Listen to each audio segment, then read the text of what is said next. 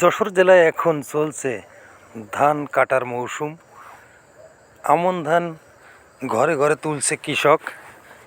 খুব আনন্দের ভিতরে তাদের দিনগুলো পার করছেন। আমাদের সেরকম একজন কৃষক মোহাম্মদ পিনু কাকা দেখছেন ধানগুলো উঠায়ে, আমন ধানগুলো উঠায়ে রাস্তায় রাখতেছে সারিবদ্ধ করে। সে এক অপরূপ দৃশ্য, যেটা না দেখলে বোঝা যায় না। আপনারা আমার কৃষিভিত্তিক চ্যানেলটি অবশ্যই সাবস্ক্রাইব করে সঙ্গে থাকবেন, পাশাপাশি লাইক কমেন্ট শেয়ার করতে ভুলবেন না। আর সহযোগিতা করছে পিনু চাচার ছেলে, ছোট ছেলে আলামিন ভাইয়া। দেখতে পারছেন আপনারা ভিডিওই। আর আমন ধান ঘরে তোলার উৎসব চলছে এখন। এই হচ্ছে বিষয়। তো আসলে কৃষক সারা বছর প্রচুর কষ্ট করে, যখন সোনালি ধান ঘরে তোলে তখন এর আনন্দটা অন্যরকম লাগে, যা বলে বোঝানো যাবে না। দেখুন কত সুন্দর সারিবদ্ধভাবে ধানগুলো রাখছে। এই ধানগুলো দেখলে মন ভরে যায়, কারণ আমাদের এই ধান থেকে ভাত হয়, আর সে ভাত চাউল হয়, আর যেই চাউলগুলো রান্না করে আমরা ভাত খাই। বাংলাদেশে আমাদের এই খাদ্যশস্য, যেটা আমাদের জীবনে অপরিহার্য, প্রচুর পরিমাণে দরকার। আর কৃষক না থাকলে বাংলাদেশের খাদ্যশস্যর ঘাটতি দেখা দেবে। এজন্য কৃষক আমাদের, এক কথায় বাংলাদেশের জন্য কৃষক প্রচুর পরিমাণে দরকার।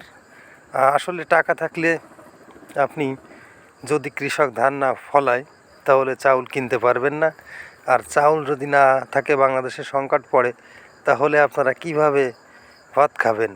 এজন্য কৃষকদেরকে মূল্যায়ন করবেন সবসময়।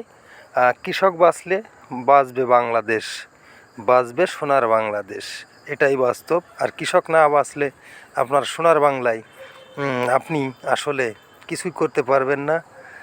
এজন্য কৃষকদের সম্মান করবেন, কৃষিকাজের সাথে যারা নিয়োজিত তাদের সঙ্গে ভালো ব্যবহার করবেন, তাদেরকে হেল্প করবেন।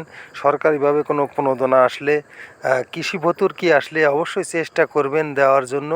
আর আমি ব্যক্তিগতভাবে চেষ্টা করি আমাদের এই যশোর জেলার অভয়নগর থানার ৮ নং সিদ্ধিবাসা ইউনিয়নে ২ নং ধুল গ্রামে যেসব কৃষকরা প্রণোদনা পায় না সরকারি, বিশেষ করে সার, কীটনাশক, ভর্তুকি, তো সেগুলো আমি চেষ্টা করি কৃষি অফিসারদের সঙ্গে যোগাযোগ করে দেওয়ানোর।